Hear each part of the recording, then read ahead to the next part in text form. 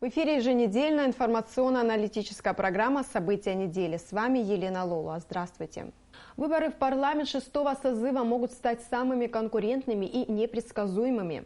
ЦИКом уже зарегистрировано более 120 инициативных групп по выдвижению кандидатов в депутаты и 4 политические партии – Айнар, Амцахара, Народный фронт за справедливость и развитие и Форум народного единства Абхазии. По-прежнему самое большое количество – 7 инициативных групп зарегистрировано в Сухумском избирательном округе номер 4 – Северном, а в избирательном округе номер 30 – Кутолском и избирательном округе номер 16 – Лыхницком пока зарегистрировано по одной инициативной группе. Об избирательной кампании и существующей системе выборов мы будем говорить с гостем в студии. А пока эфир продолжит Ирина Ажба с обзором основных новостей за неделю.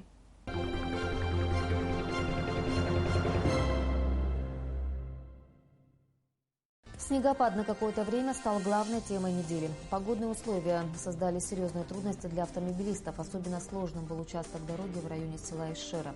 Для расчистки автотрассы была задействована вся техника МЧС, МВД и коммунальных служб. В некоторых районах республики были сложности с подачей электроэнергии. Над устранением локальных аварий работали бригады энергетиков. В связи с непогодой школы и детсады Абхазии были закрыты на 3 дня, до 1 февраля включительно. В целом республика спокойно пережила обильный снегопад. Чрезвычайных ситуаций, связанных с погодными условиями, по стране не зарегистрировано.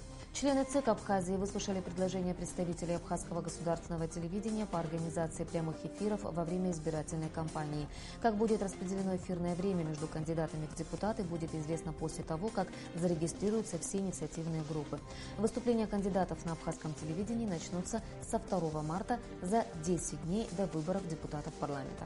Кабинет министров продлил срок действия паспортов граждан Республики Абхазия образца 2005 года с истекшим сроком действия до 5 апреля 2017 года. В середине февраля крупнейшая станция Ингургэс будет остановлена на 3-4 недели. Об этом сказал генеральный директор Черноморэнерго Аслан Басария на пресс-конференции. Это вызвано необходимостью проведения мониторинга 16-километрового деривационного тоннеля к Джварскому водохранилищу. Из-за его плохого состояния происходит большая потеря воды. Последний раз в этом туннеле проводились работы в 2006 году. По нормативам такие работы должны проводиться каждые 5 лет, но, к сожалению, таких возможностей не было, в связи с чем сейчас нужно провести достаточно глубокий мониторинг этого туннеля и принять уже технические решения, запроектировать проведение работ, которые будут предварительно проведены в 2018 году. Решение о получении перетока в количестве 200 мегаватт со стороны Российской Федерации по линии Салхина-Псол принято в рамках взаимодействия абхазских, российских и грузинских энергетиков. Издано полное собрание материалов известного историка, археолога Анзора Гума по архитектуре Сухума конца 19-го, начала 20 веков. В издании рассказывается о памятниках архитектуры, которые формируют особый облик города, их владельцах и строителях. Многие здания, которые представлены в книге, разрушены временем и людьми. Книга также знакомит читателя со старыми и новыми фотографиями домов, документами, представляющими историческую ценность. Анзора Гума собирал материалы о старом Сухуме в течение 40 лет, готовил их к публикации, но так и не успел это сделать. Анзора Гума умер на 55-м году жизни в 2012 году. Когда смотришь книгу, немножко грустно от того, что вся такая замечательная архитектурно-художественная ткань города, к сожалению, она исчезает. И мы столкнулись с тем, что в последние годы, уже после военных разрушений, война объявлена памятником. И не только памятником, но и тем, кто ее защищает. Ученым, представителям общественности, журналистам. Останки 32 советских солдат, которые погибли в октябре 1942 года при попытке штурма Санчарского перевала, будут захоронены с воинскими почестями, а их память будет увековечена. Такое решение было принято на совещании у президента Абхазии Рауля Хаджимба. Среди останков, найденных на Псху, были и 2 наших соотечественников – Варлам Куция и Ахмед Ажиба. Несмотря на политическую и климатическую нестабильность в стране, итоги 2016 года неплохие, сказал на пресс-конференции в Арс Мира глава администрации Гулрипшского района Аслан Барателия. Доходная часть Гулрипшского района перевыполнена и составила 104%. По инвестиционной программе запланирована прокладка водопроводных труб от населенного пункта Келасур до поселка Гудзера длиной 12 километров. Также планируется ввести в эксплуатацию районный детский сад. Что касается Дранского СИЗО, администрации района была выделена территория в поселке Пшап под строительство тюрьмы. Комментируя ход расследования кражи в отделе образования района, произошедшей 23 декабря 2016 года, Аслан Барателия отметил, что возвращен 1 миллион рублей. Оставшаяся сумма пока изъята, так как является вещественным доказательством в деле. В Сухуми после капитального ремонта открылся центральный выставочный зал Союза художников Абхазии. К открытию зала была приурочена и выставка работ, представленных на премию Министерства культуры и охраны историко-культурного наследия. Лучшим художником года признан художник-график и мастер художественной обработки металла Тимур Дзидзария, представивший коллекцию абхазских ножей.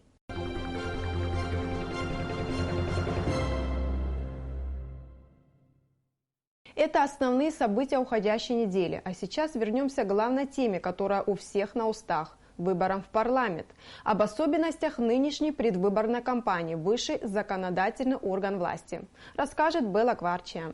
12 марта Абхазия будет выбирать новый парламент. Конкуренция за место в законодательный орган страны обещает быть жесткой.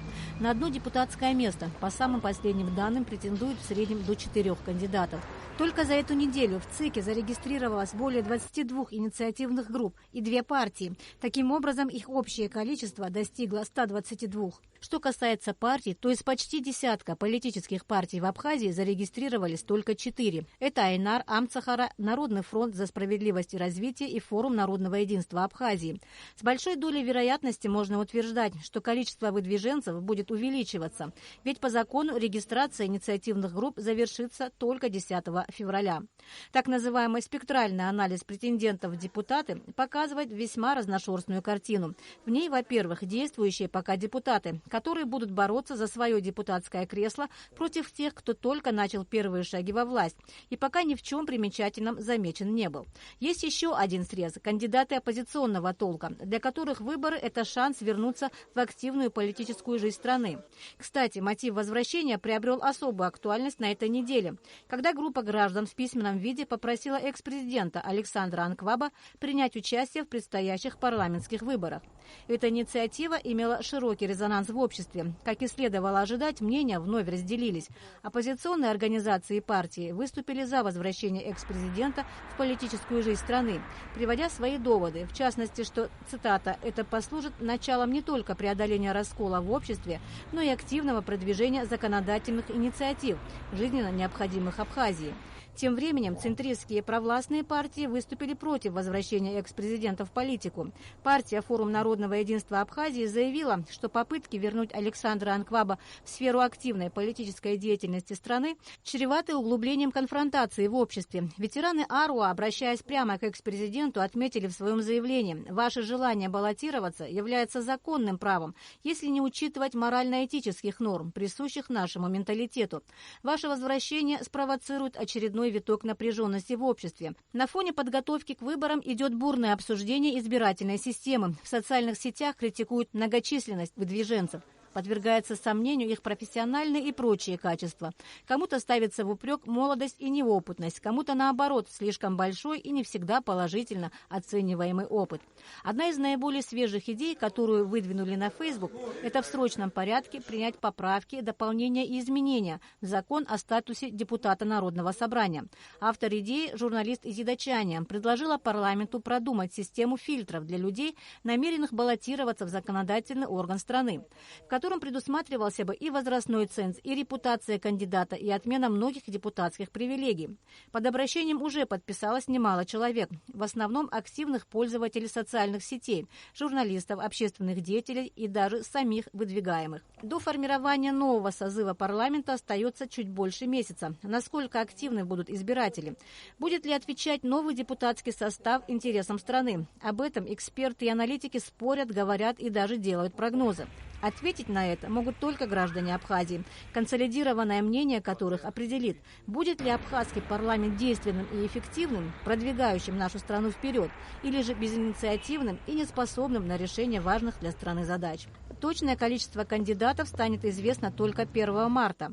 С каждым из них избиратели познакомятся, в том числе и на прямых эфирах АГТРК. Напомним, что выступления кандидатов на абхазском телевидении начнутся 2 марта.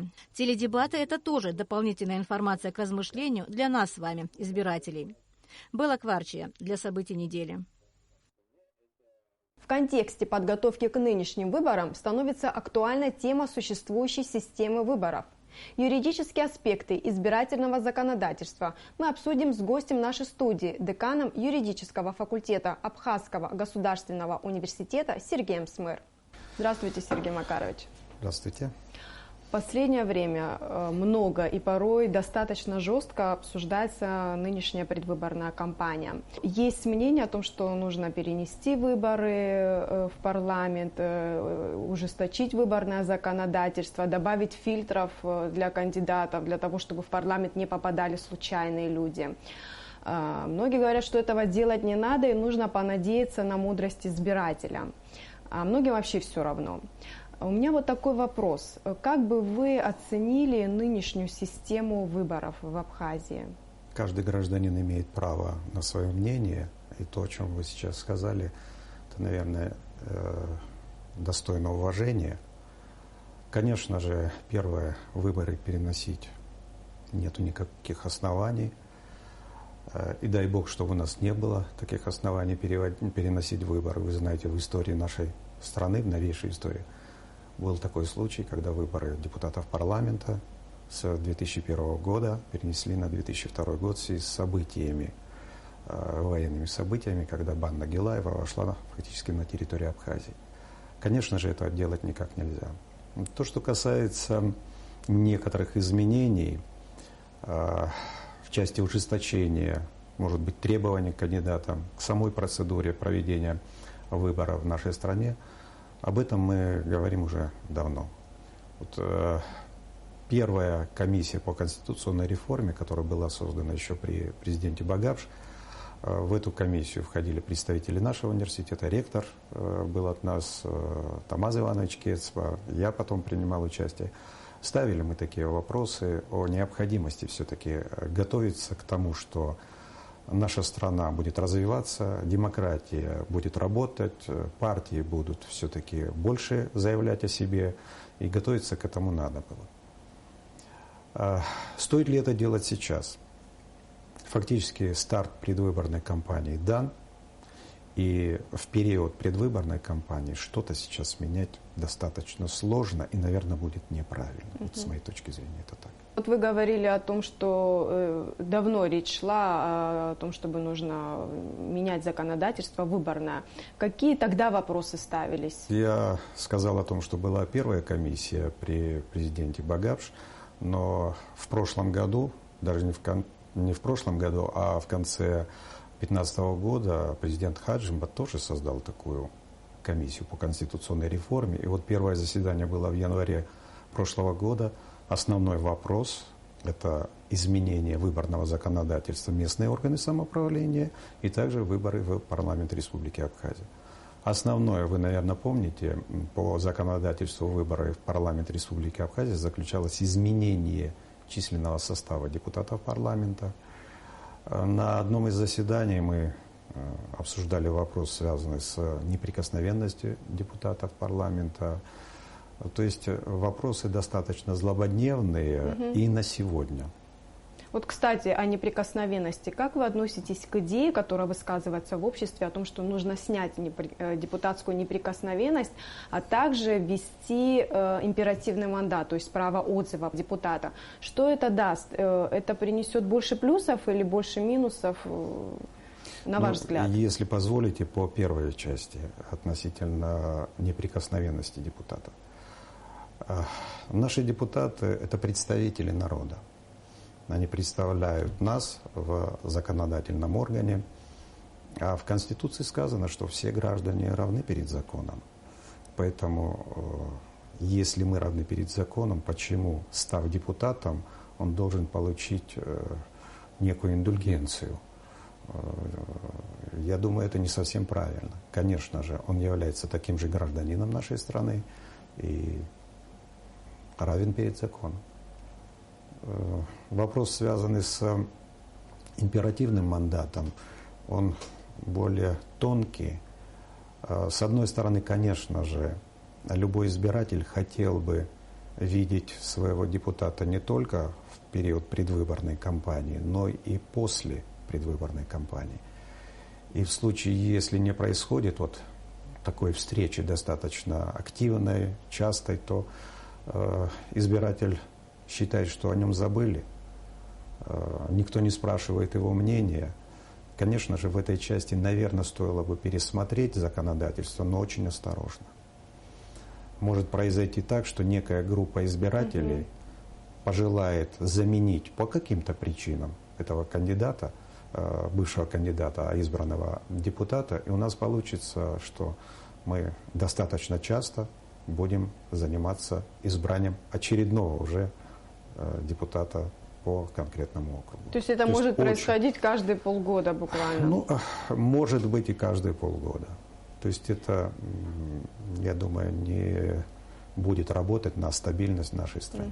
А как вы относитесь к тому, чтобы ввести дополнительные цензы для баллотирующихся в депутаты? Например, вот группа граждан буквально вот вчера-сегодня выступила с обращением в парламент, и там один пункт идет о том, чтобы нужно ввести возрастной ценз.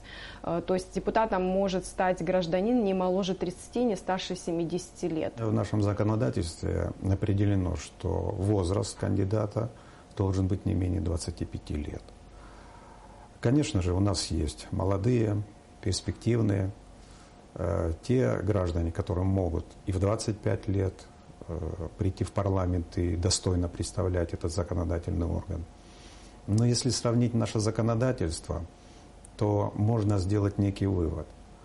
Если кандидат в президенты должен быть не моложе 35 лет, если судьи, которые фактически наделяются полномочиями парламентом, в районные городские возраст не моложе 30, в Верховный 35 суд, а в Конституционный 40 лет, то насколько будет правильно тот депутат, которому исполнится 25 лет, будет наделять полномочиями этих граждан нашей страны? Конечно же, стоит подумать над увеличением возраста. Но опять я говорю, сейчас, очевидно, менять в предвыборную кампанию, менять этот возраст, наверное, уже не совсем правильно будет. Ограничения какие можно поставить? Наверное, минимальный возраст, минимальный, это не моложе 30, а желательно, наверное, 35 лет. Ну, верхний предел может быть с учетом того, что наша страна долгожителей, и мудрость приходит со временем, может быть, и не стоит делать верхнюю какую-то планку. Сергей Макарович, вот идет предвыборная кампания, кандидаты в депутаты это будет. Ну, обычно у нас так, кандидаты в депутаты встречаются со своими избирателями.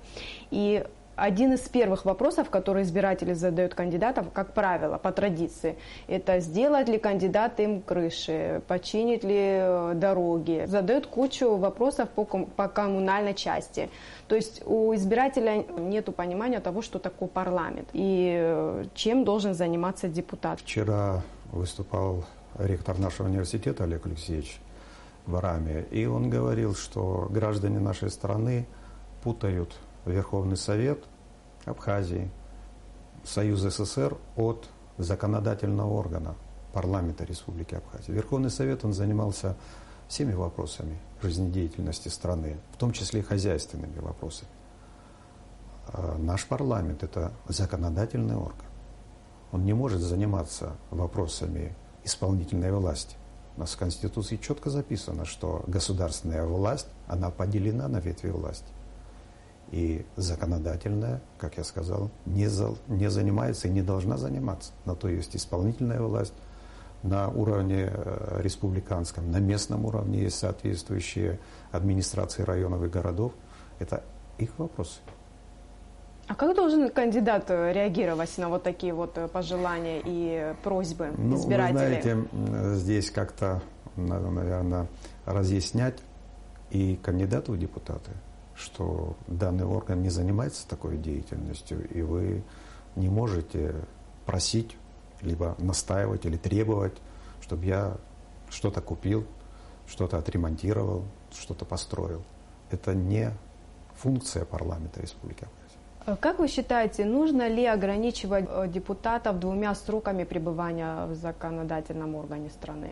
Любое ограничение – это, естественно, ограничение прав, свобод человека и гражданина.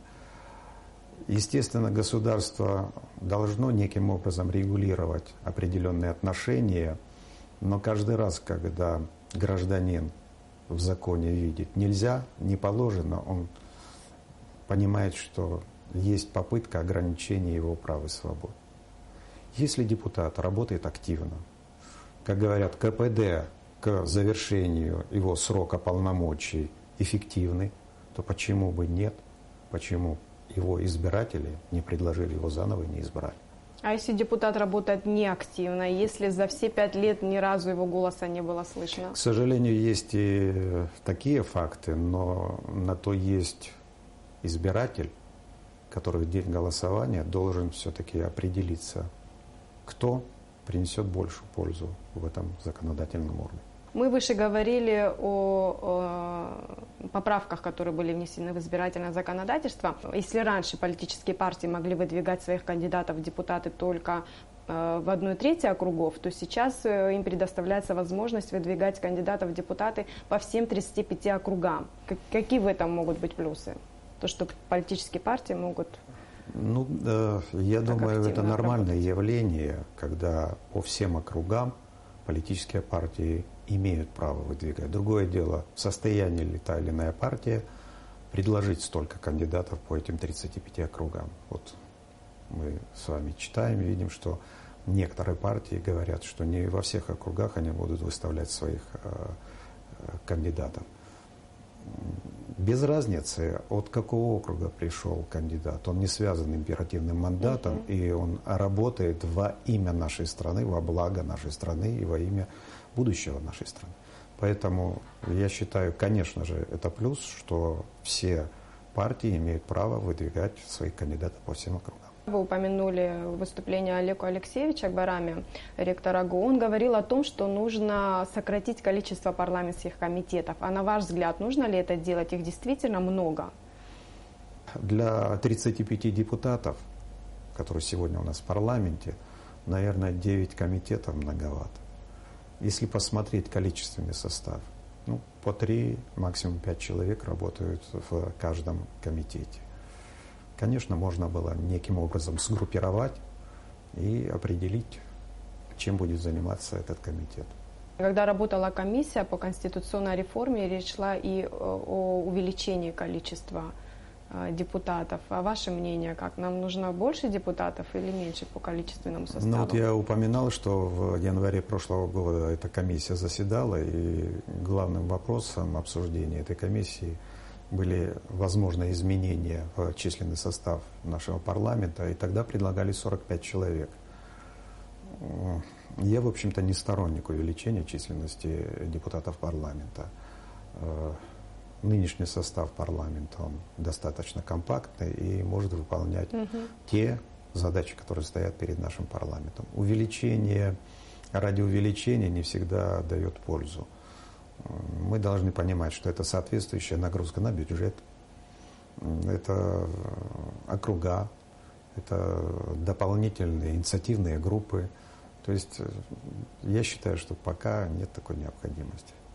Вот когда количество избирателей станет намного больше, раза в 2, тогда, дай Бог, чтобы мы приступили к обсуждению увеличения численности наших депутатов тоже. Я возвращусь к открытому письму к депутатам Народного собрания от группы граждан. Там еще речь идет о том, что нужно отменить всякие льготы для депутатов, что нужно отменить пенсии, что нужно заменить служебный автотранспорт на микроавтобус. Вообще, как вы относитесь к такой инициативе? У нас есть закон о статусе депутатов, и некоторые вещи, о чем вы сейчас говорите, прописаны в нем. Депутат, исполняя свои служебные обязанности, должен каким-то образом передвигаться. В законе написано, что он обладает правом бесплатного проезда на всех видах транспорта, за исключением такси.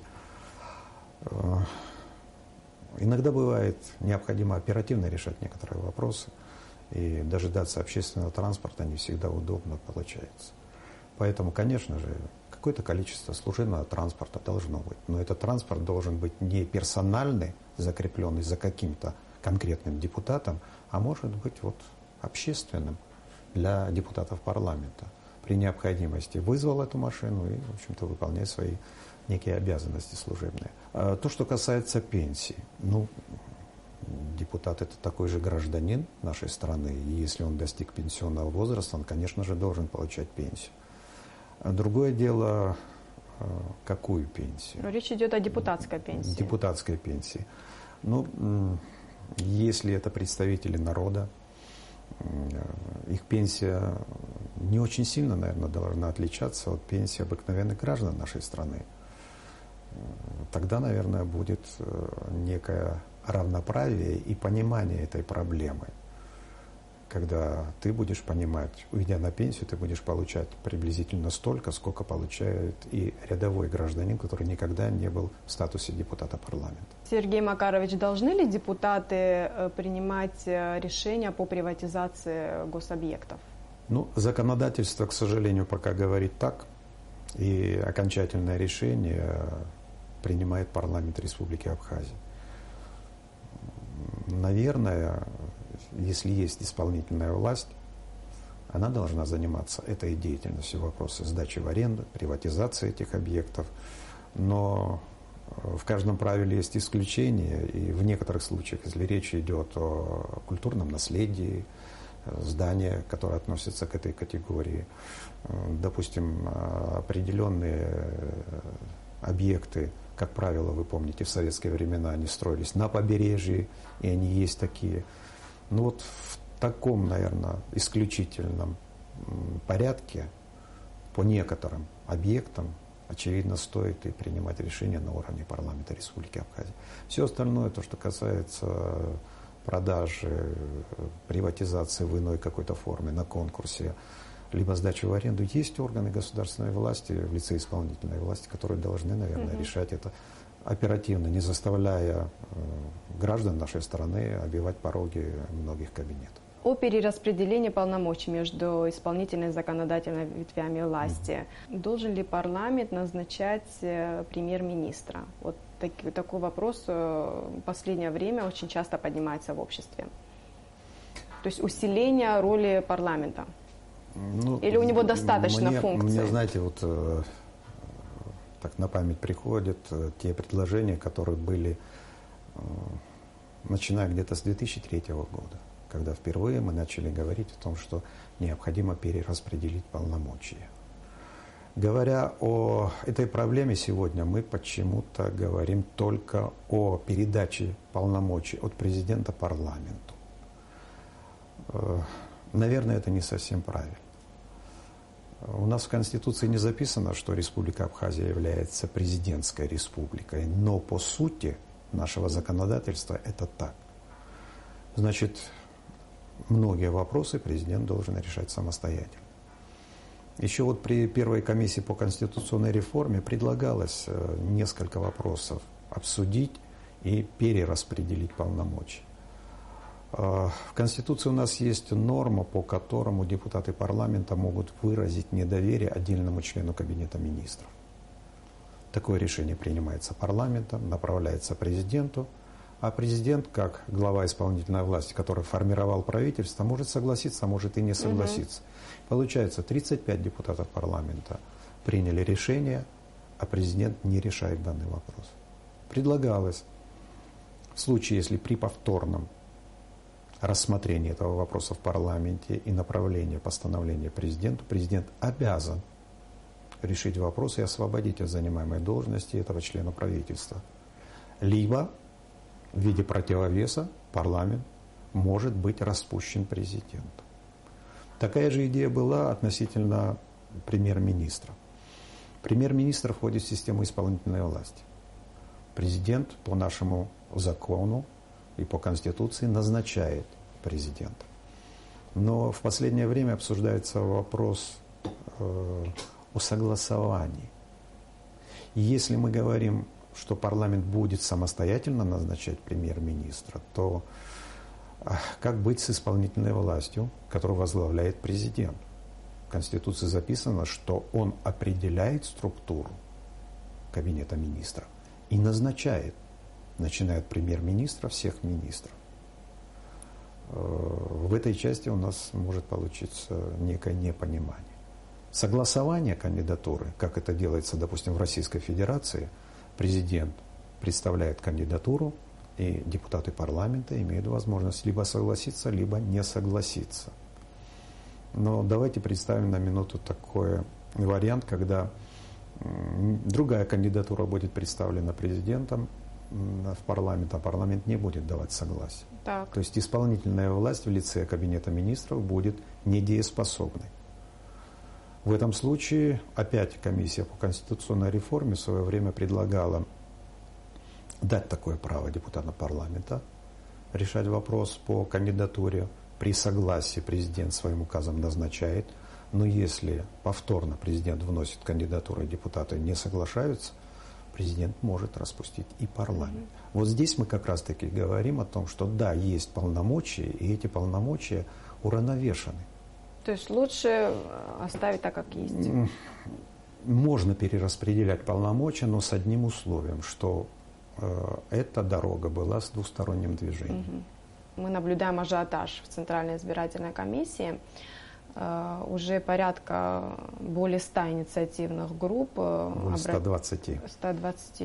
Инициативных групп обратились в ЦИК за регистрацией. Вот как избирателю разобраться в том, готов кандидат, который проходит по их округу, к законотворческой деятельности, к сложной законотворческой деятельности. Есть ли у него необходимая база знаний для того, чтобы вести эту сложную работу? Я вернусь к тому, о чем мы говорили чуть ранее, о возрасте кандидатов. Конечно же, если баллотируется молодой человек, которому исполнилось 25 лет, который только начинает свою жизнь, профессиональную деятельность некую, то избирателям, наверное, он не так известен. Сложнее будет выбирать, а готов ли он к такой деятельности в парламенте.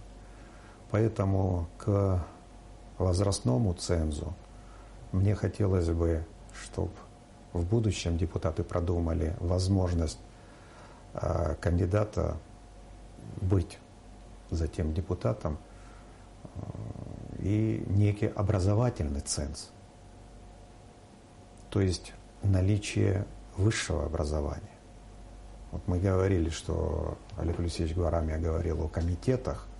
Вот каждый кандидат, он должен готовить себя к работе в парламенте и думать о том, вот после того, как я буду избран депутатом, в какой комитет я пойду. Естественно, необходимо иметь некую профессиональную подготовку. Желательно, чтобы и некий стаж работы был.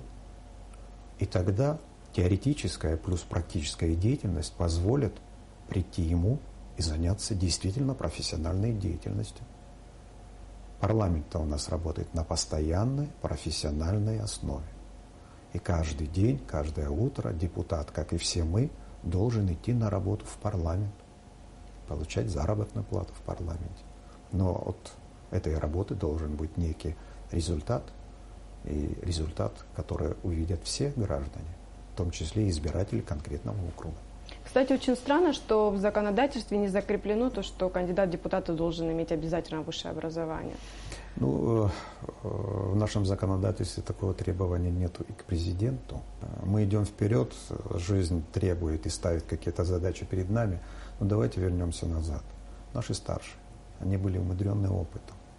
Они не имели образования, высшего образования, некоторые не имели среднего образования, но разговаривая с ними, ты получал такую информацию, которую иногда очень тяжело даже из интернета получить. И, очевидно, в 1994 году, когда принималась Конституция, вопрос так не стоял. Но сегодняшний день он ставит новые перед нами задачи. И, конечно же, надо идти со временем как-то в ногу. И, естественно, на то и наши депутаты, чтобы они вносили соответствующие изменения в законодательство.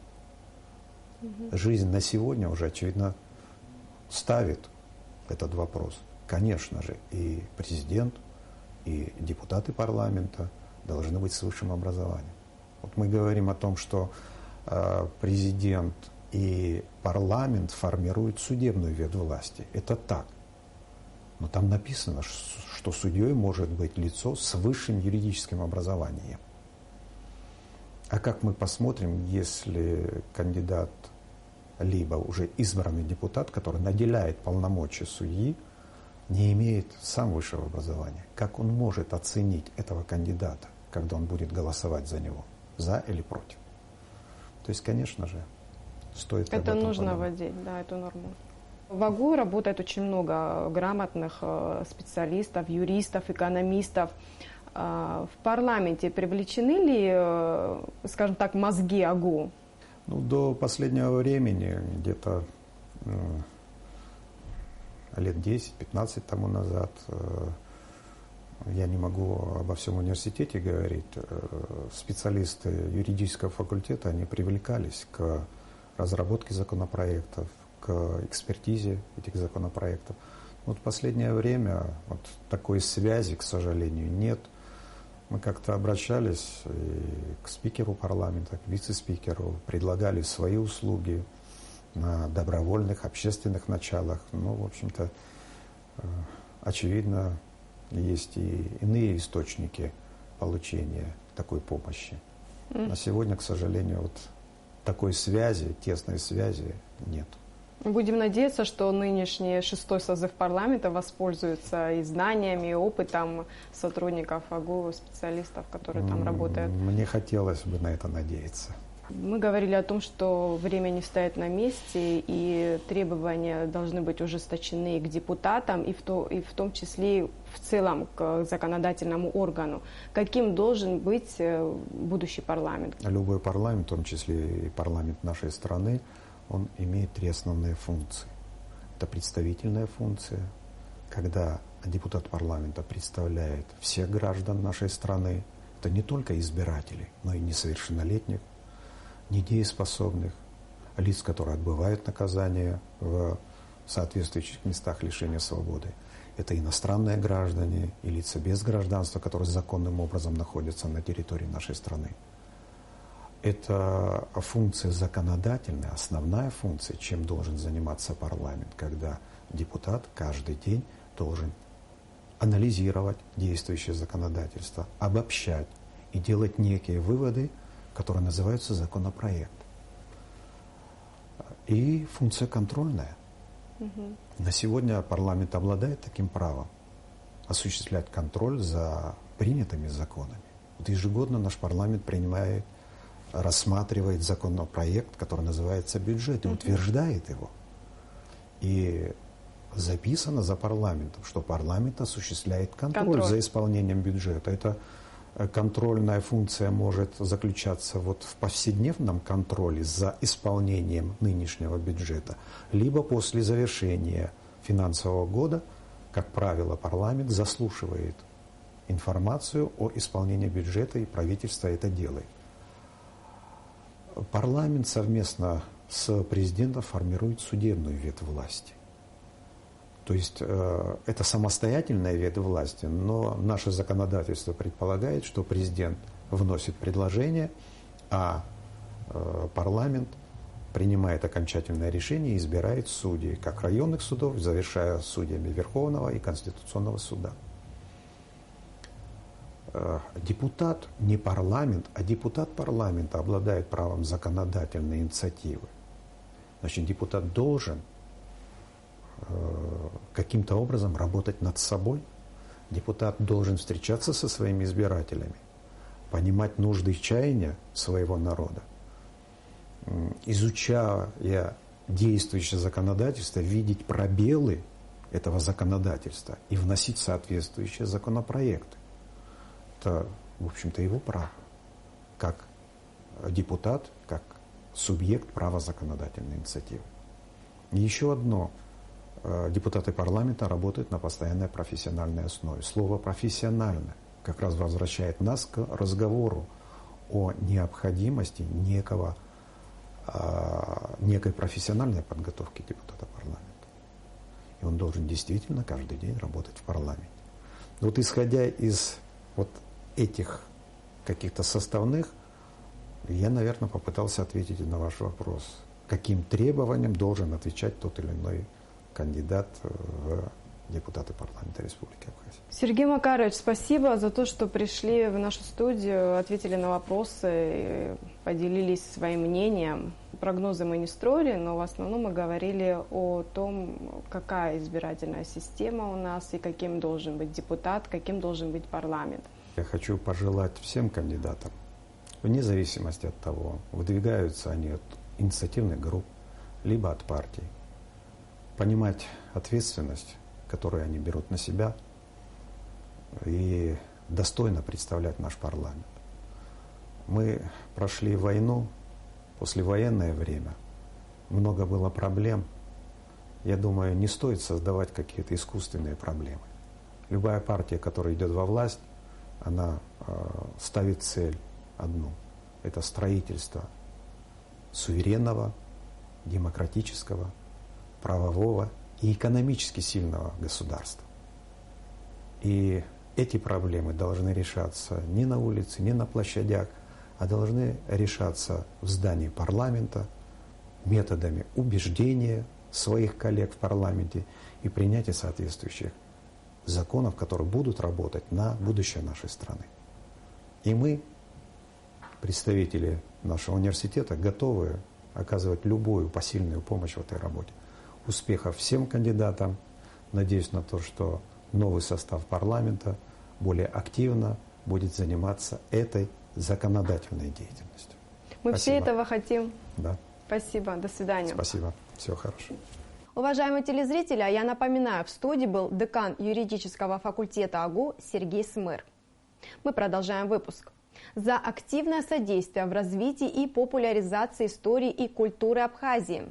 Доктор социологических наук, известный общественный деятель, автор книги «Образы Абхазии» Александр Орлов-Кречмер. Указом президента награжден орденом Ахтзапша третьей степени. Другим указом президент Рауль Хаджимба присвоил почетное звание «Заслуженный деятель науки Республики Абхазия» ректору Сухумского открытого института Валерию Кварча за заслуги в научной работе и значительном вкладе в дело подготовки высококвалифицированных специалистов.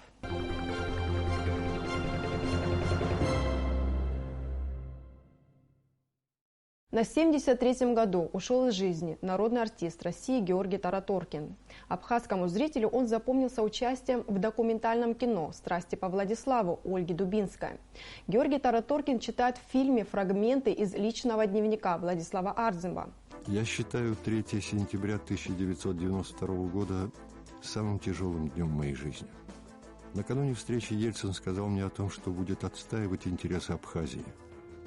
Однако все произошло по-другому. Очень сильное было влияние Шеварднадзе. Вот это грузинское лобби, все это было. Главного вопроса о выводе грузинских войск с территории Абхазии не решали. Зато осудили добровольцев, которые пришли к нам на помощь. Чисто по-человечески я не мог поставить подпись под таким документом.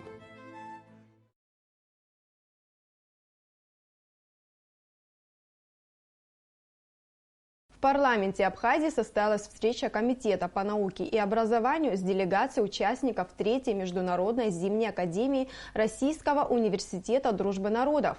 Академия под названием «Моя профессия юрист» проходила в Сочи. В этом году среди участников студенты и преподаватели из Абхазии и Казахстана. О том, как прошла встреча, в репортаже Сари Смыр. Открывая встречу, депутат парламента Ахрабжани поблагодарил делегацию за визит. Он отметил, что Абхазию с Российским университетом дружбы народов объединяет многое. Сегодня там обучается много студентов из Абхазии. Ахрабжани рассказал о системе власти в Абхазии и, в частности, о роли в ней парламента страны. Парламент – это действительно реально действующий, очень важный инструмент сегодняшней политики в Абхазии. Мне кажется, возможно, наиболее стабильный и наиболее представительный, что ли, если так можно выразиться.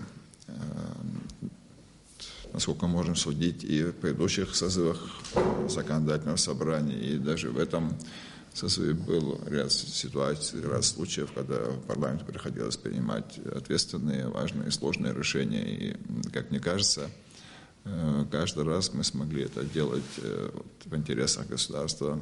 Ученые отмечали, что и в Абхазии, и в России схожая правовая система. И там, и здесь процесс формирования нормативно-правовых актов, а иначе говоря, способ правообразования парламентский. Присутствующие рассказывали, какие проблемы существуют на сегодняшний день в обеих странах. Они обменивались мнениями и, самое главное, предлагали идеи о возможных формах сотрудничества в области образования. Мне больше хотелось акцентировать внимание на возможностях сотрудничества. Мы, конечно, в Москве работаем очень много в плане международной деятельности. И я все время объясняю нашему руководству, что международная деятельность – это не обязательно Европа. Я считаю, что международная деятельность – очень широкое понятие, поэтому мы можем работать и с странами СНГ, странами ближайшего зарубежья. Я думаю, что международное сотрудничество с Республикой Абхазия – это очень продуктивно и конструктивно. Совсем недавно в сочинском филиале РУДН прошла 3-я зимняя академия. В ней приняли участие студенты из Абхазии. По словам самих студентов, это большой опыт, который будет им полезен в дальнейшем. Также ребята имели возможность услышать позицию ученых, пообщаться с ними лично. Они отмечали, что эта встреча дает возможность многое узнать о правотворчестве в современном государстве. Получение знаний в теории – это одно, а когда мы вникли в суть всего этого, то есть мы лично на практике наблюдали все это, мы получили ценные знания, которые в дальнейшем нам, как работникам, юристам, кто в какой сфере будет работать, конечно, от этого будет зависеть, нам были даны знания, которые нам в будущем очень помогут.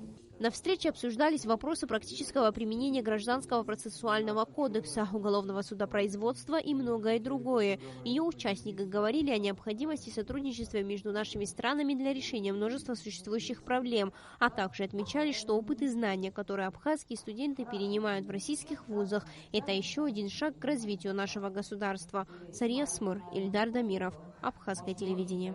Это все на сегодня. Я с вами прощаюсь. Всего вам доброго. До свидания.